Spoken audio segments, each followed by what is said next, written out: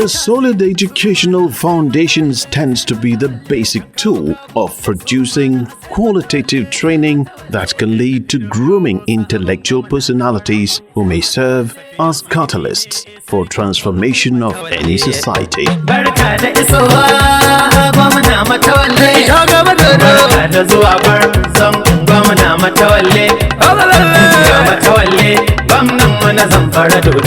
In today's reality, basic education forms the bedrock upon which such foundation is laid.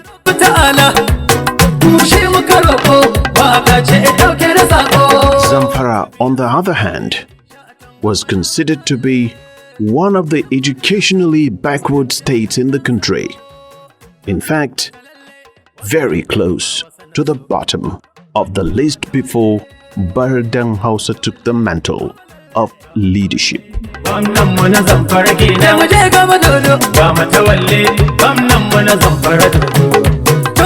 This is a daunting task for the new administration of Governor Bello Matawalle.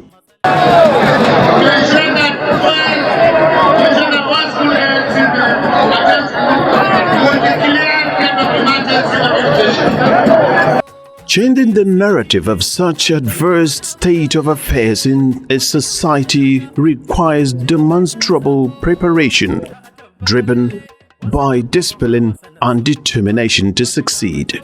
It was on this backdrop that His Excellency the Executive Governor of Zamfara State, who was a former classroom teacher, mandated all the parents and guardians to send their wards to school for free education to be inculcated into them to brighten up their future.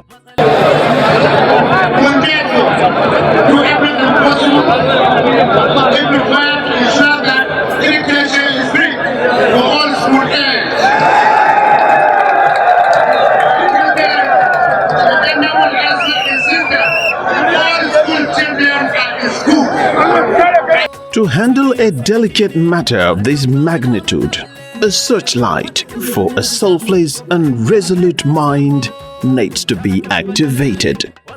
As the searchlight beams intensively, there it spotted shining among thousands a veteran educationist, astute administrator, a former secretary to the Sultanate Council, a former local government sole administrator, a one-time local government elected executive chairman, a former special advisor to Zamfara State Governor, a former board member, National Institute of Medical Research, NIMR, Alhaji Abubakar Aliyu Danmadamin Maradun, as the one whom the cap fits. On assumption of duty, Alhaji Abubakar Aliyu Danmadamin Maradun believed that for a teaching and learning process to be fully effective, a teacher motivation is imperative, thus addressing the lingering problem of staff promotion and other welfare packages. To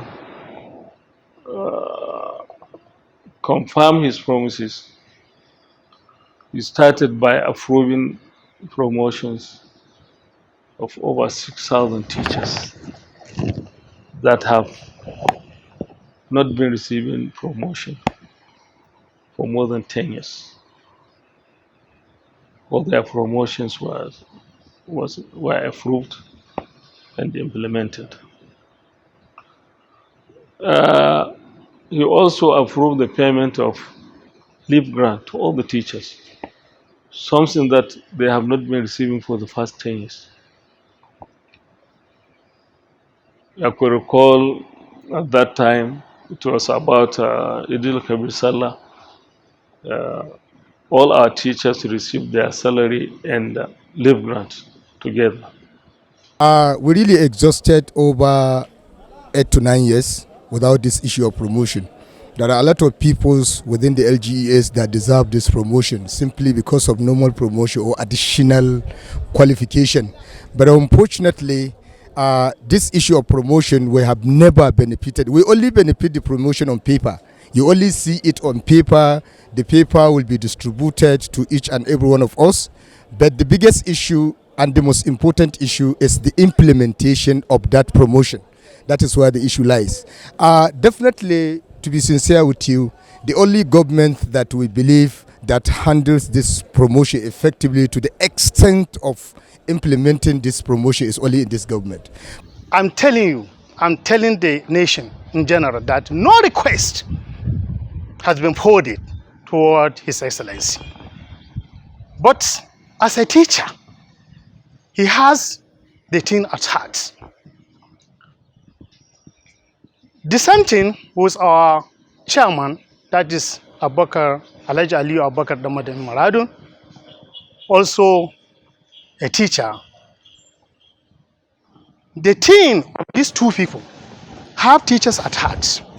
They sit together and they request for the list of our teachers for the whole state, where they work out and not promote the teachers, but accelerate the teachers. Because when you say promotion, that means it's one. But what I'm saying, you may find a teacher on grade level 7 promoted to grade 14. And all those who have been to school and graduated in service, they were advanced to the right level. So we appreciate him. He is a teacher's friendly. As I have told you, there is not a single time that we visited him and forward our complaint to him without listening to him. To us, he is our friend because he has been into the classroom. And he said he is proud of calling him a teacher. So Governor is our friend because he was once a teacher and he is proud of being a teacher up to this present hour. Dilapidated and over-congested structures across schools in the state calls for prompt infrastructural intervention for a conducive teaching and learning atmosphere, thereby building new classrooms and renovating badly shaped ones become crucial. When the Matawalle came, we told him this, he said he's going to address it. So he is on it and we endorse it. Because we do go ourselves. I go to school sometimes physically, sometimes I send my committee to go. And they all report that you see more than 100 people in a classroom. So with this issue of corona and other things, now it's another thing that is going to make the government to actually pass hasty construction of more schools so that we remove the children from camping in one place, overpopulation and classroom. So if you don't have that, you cannot actually succeed in forcing people or convincing people to leave their children. So it's one of the priority areas that must be addressed, building more classrooms, and he has started. When we came in, the 2017 and 2018 matching grants are lingering as a result of refusal by the former government to pay their own part. He approved the payment and we kickstart the projects. We awarded and constructed more than 900 classrooms of more than 900 classrooms across the local governments, 14 local governments. We also renovated over 375 classrooms that were dilapidated and blown up. We provided furniture for all the classes, the new classrooms and the renovated classrooms, because that is the policy of ZSUBEB, that which all constructions and renovations must be provided with furniture. We also provided over 962 teachers' tables and chairs provide furniture for the teachers as well. We provided also under the 2017 and 2018 matching grant 19 self-VIP latrines and having about 134 toilets. We also drilled 7 units of boreholes with 8 ICT centers fully equipped with computers and all necessary facilities. Also, to prevent encroachment on the school land and ensure security for our children, we fence about 14 schools. The board also constructed a 200-bed hostel at Government Girls Secondary School, Jangebi. And it was also provided with all beddings and unnecessary facilities. So we also constructed under the 2017-2018 matching grant spacious examination halls at the training center. On awarding these contracts, Governor Bello Muhammad Matawalle Burden Kasar Hausa tasked the board to make sure all the contractors are indigenously selected. Upon achieving that, the governor equally mandated the contractors to procure all the needed materials for the projects within the boundaries of the state. A local labor must also be employed to boost the economic activities in the state, and failure to comply will render a contractor unworthy of reconsideration for any future benefits from the side of the government.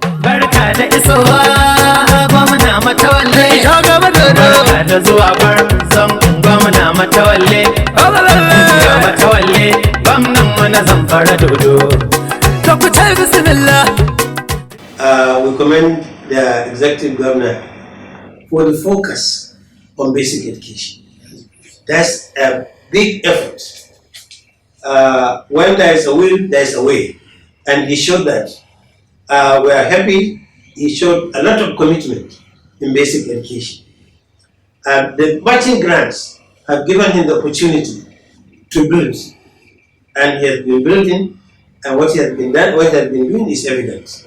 And the LBMC, through the chairman, has passed our own commendation to him as our own congratulatory message for his 1 year in office.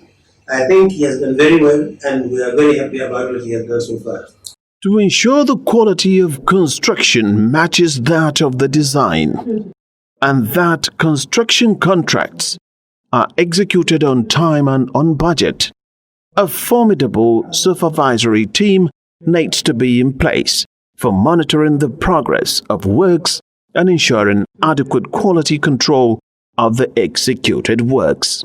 We have some work supervisor each, which we use to send for inspection into our projects, but they are not enough. We add them with ad hoc staff, and also we invited some SBMC staff representative, and all the members in our family members in our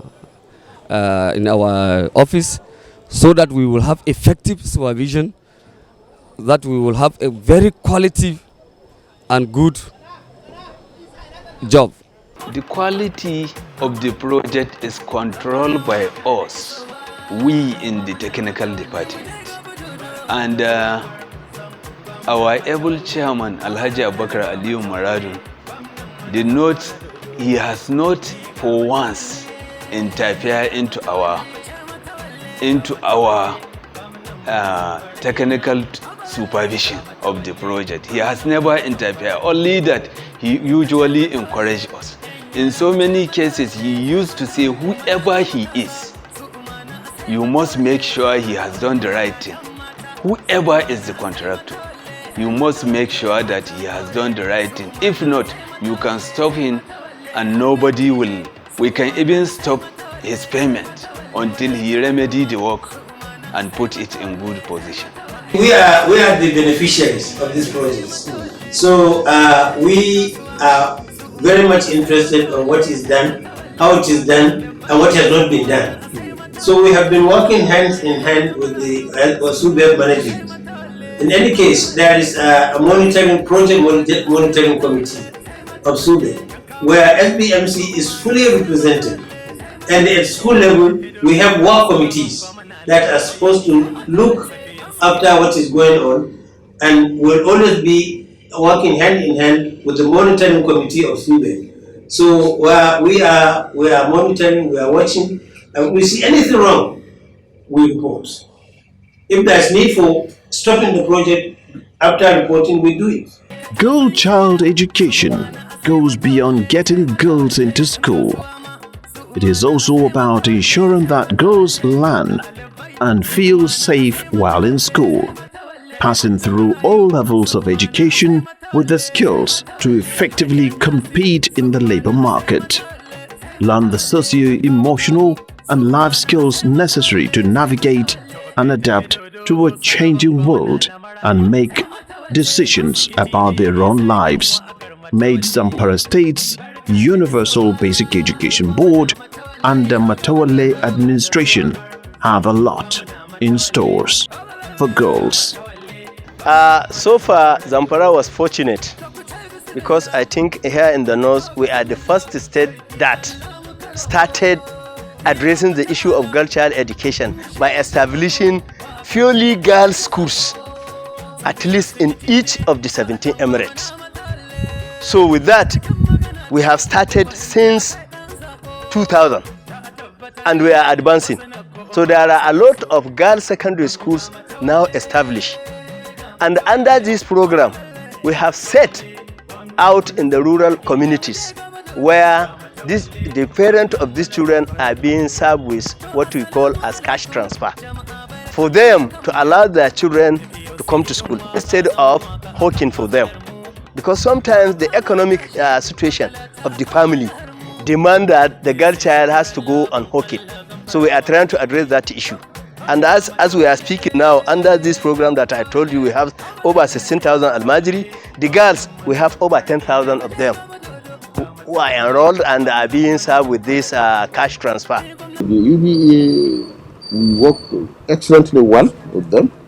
I confess that we cooperate with them, they cooperate with us, and we are given that we will give them cooperation. You know, whether they give us cooperation or not, it's our own responsibility to make sure that we educate our children, especially their child. So we also have a system whereby we have this school here, evening school for married women. So we talk about the UBA is helping us teachers too. We are, in addition to teaching them, that is the married women that have not gone to Western school. We now have the UBA to bring a teacher who will teach them some lessons, or modern lessons, or Western lessons, so to say. Now, we have started it very well. At the same time, these women are being encouraged and latching to also help those people that are not coming, those women that are not going to school. They should reach out to them, you know, to discourage, you know, the moving girl child from school and encourage them from enrolling the girl child to. We also discover that unfortunately some people are now exporting these children, girl child, for Islamic knowledge. We prohibited it. So there are a number of collaboration we monitor. Even now we are having a system whereby before marriage we are educating the ulamas that you have to do the investigation before marriage, before you tie any marriage wedding knot, that has she finished school or not. If you know she hasn't, then immediately inform the district head or the ward head. The emirate will know. They will ask you why is she removed. So if we have able to solve that matter, we can solve that matter. One of the trending issues across the country today is repatriation of Almajiri to their states of indigene by many state governors. The narratives are different in Zamfara, as Governor Bello Muhammad Matawalle only finds a way of integrating the Almajiri system into modern education through the state's Universal Basic Education Board. In our own case in Zamfara, what we are doing, we are trying to integrate Quranic schools so that the Almajiri may come from anywhere, but let him have at least basic education at the Quranic school centers. Already we have 282 Quranic school centers with more than 16,000 Almajiris under this program. So in our own case, we will accommodate our indigents who are repatriated from other states. As well, we will maintain those that are here. Because the issue is that Nigeria has been the country that has the largest population of out-of-school children, which attracts the attention of the entire world. So we are trying to address this issue of out-of-school children. In view of it, a program financed by World Bank known as Better Education Service Delivery for All was formulated. 17 states are participating and Zamfara state is one of them. To reduce this number, we targeted the Quranic schools where those children that are of school age are not attending formal schools. So we sensitize the proprietors of the schools as well as the entire communities to accept this literacy formally. So these 282, as I told you, we have more than 16,000 children and we have so many interventions for them. For the children, all these more than 16,000 children, they have uniforms. They have already gotten their uniforms. They are being served with a break on daily basis. And as well, teachers have been recruited and trained, and they have already started the job. So our aim is to enable those children acquire this basic education and as well reduce the number of out-of-school children. Initially, the number of children we proposed to enroll under the Almajiri school was not more than 8,000. But I'm happy to tell you that through that enlightenment and the cooperation we receive from the traditional rulers and other stakeholders, we have more than 16,000 of the Almajiris that are currently receiving modern education, along with the Islamic education. Now they have rebuilt some schools which were dilapidated, which is a very good omen. And they provided so many things that help the children to develop educationally. And what entices me most and pleases me most is the ability of the leader to visit all the traditional rulers and the request for their advices. So I think sky is their limit. We are very proud of them and we hope it will continue. Nomads are not in any way neglected, as they form part of the integral chunk of the society.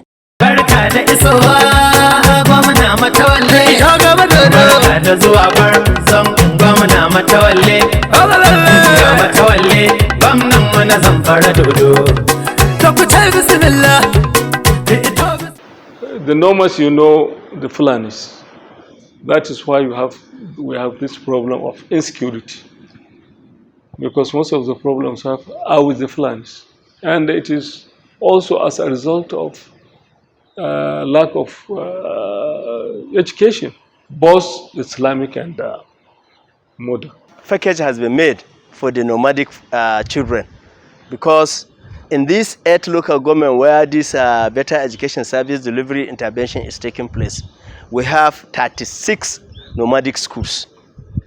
Construction has been made in all the 36. Teachers have been recruited. Instead of 720 that we targeted, After our sensitization, the nomads are willing to see that their children receive education. We have about 4,000 of them enrolled, and we have started the learning program. So in that aspect, because this nomad form part of the out of school, I'm telling you. So now we are addressing this issue of out of school children. Under this program, we have more than 36,000 children under this program. The good news does not stop there, as Baradan Kasar Hausa did not take his foot off the accelerator, since he considers his educational revolution as a race against time. 2019 projects that we have gathered here to flag off, a total of 423 classrooms are going to be constructed, including offices, while 148 classrooms will be renovated. In addition, 19 boreholes with overhead tanks will be provided in various schools across the state. Furthermore, 20 schools will be fenced and 57 sets of VIP toilets will be provided in order to provide essential amenities that will promote the health and well-being of both teachers and students. Similarly, we have earmarked for supply of 12,416 two-seater furniture for students and 629 teacher tables and chairs in order to furnish the classrooms and offices to be constructed and renovated. Let me stress at this point that ZSUBEB remains absolutely committed to the execution of these projects according to existing contractual rules and regulations, and will not give any concessions to the contrary. Therefore, I would want to appeal to the contractors to ensure that all the terms in the contractual agreement are strictly adhered to, most especially as they relate to 6 to 12 weeks completion period, compliance to engineers' instructions, use of contractors, engineers, use of standard materials as well as work quality. The Matawalle first year in office only represents a stepping stone upon which the state-of-the-art educational revolutionary master plan will be developed. As the saying goes, once a teacher, always a teacher.